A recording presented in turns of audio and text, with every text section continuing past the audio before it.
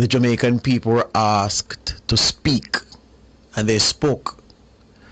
And they spoke loudly and resoundingly to settle their argument about which party they want to represent them for the next 5 years. Some good men and women fell along the way on both sides. I think of Big Rob in Southeast St. Catherine. I think of Alan Bernard in West Central St. James as two of those who,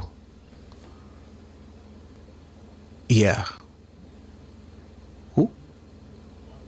Oh, yes, what for? Warren Newby up in Northwest Clarendon, for sure.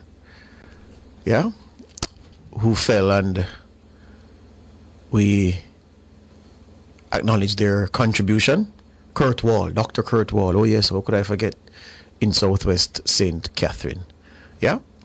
But to the victor, the spoils.